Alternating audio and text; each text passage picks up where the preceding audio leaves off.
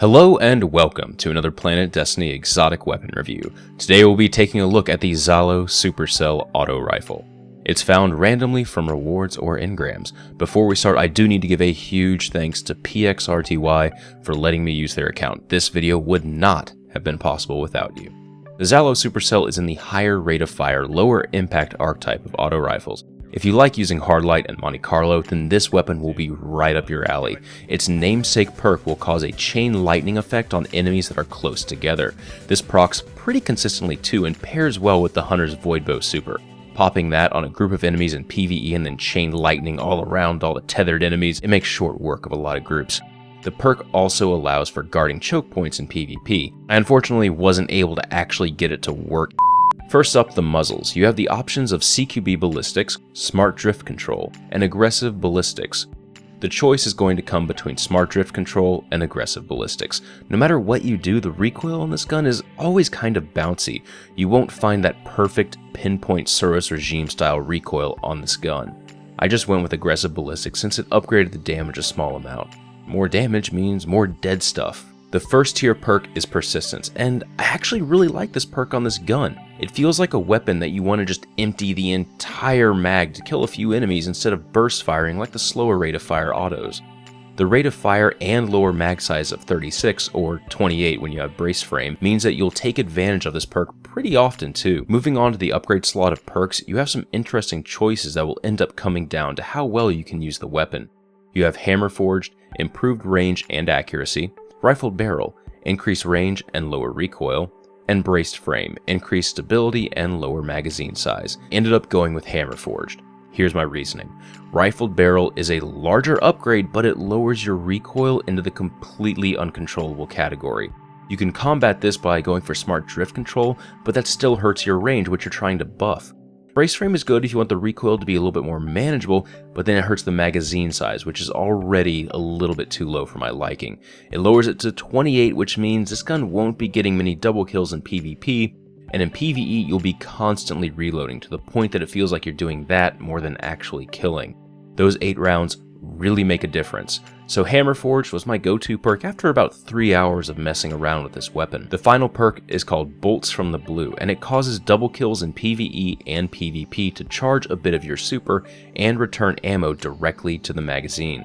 This perk really starts to shine in PvE, where you can mow through hordes of Taken. In the new Warmind Strike, I was able to just keep firing into continuously spawning waves of Taken while charging my super, and then I popped my Night Stalker super to make more orbs for my team. It works in tandem with the Zhalo Supercell perk too, since the chain lightning will help you land more double kills. Let's start with PvP first, since that will be pretty short. In PvP with aggressive ballistics, you can deal 22 precision and 19 body. The problem is that the ideal engagement range for this gun means you'll incur that range damage hit, and you'll probably be dealing 21 precision and 19 to 18 body. Overall, it doesn't do a whole lot than the other auto rifles of the similar archetype. The chain lightning effect might come into play maybe twice in a match if you're in a control match, and it still isn't a guaranteed thing if enemies are sitting right next to each other. It's only a chance to happen. You won't be reliably hitting anything outside of medium range due to the recoil.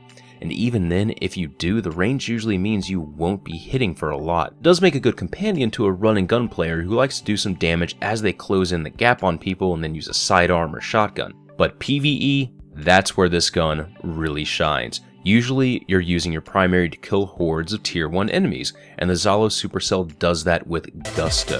The namesake perk and Bolts from the Blue allow you to just chew through packs of enemies with minimal reloading. It charges your super pretty quickly too, so you can make orbs for your team and keep fast momentum in a strike. For a mental image, just imagine Bad Juju and Thunderlord had a love child. That's what this gun feels like. I spoke earlier about range being an issue with the gun, but that doesn't really come into play in PvE. You can engage enemies a lot closer there at this weapon's optimal kill range. This weapon was designed to kill hordes of smaller enemies, and it succeeds in that.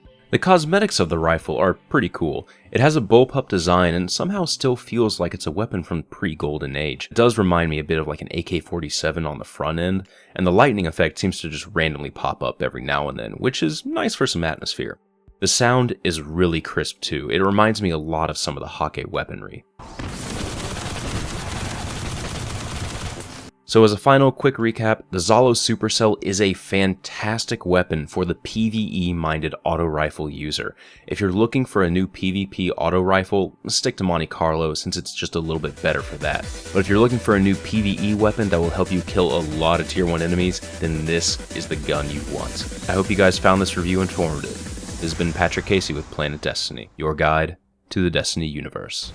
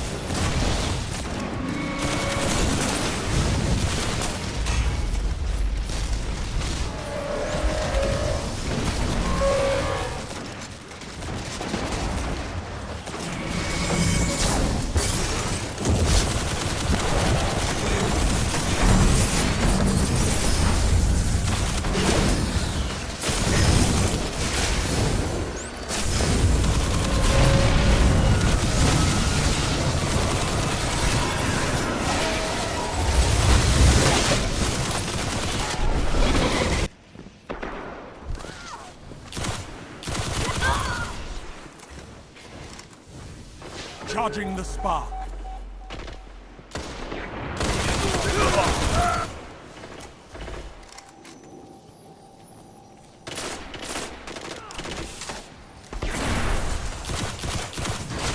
The spark is available. Gains the lead.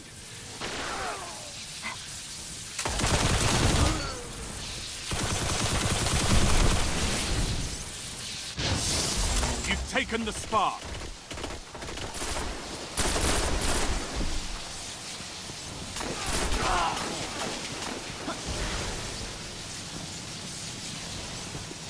Run!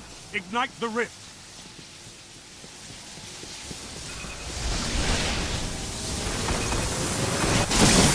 Double kill!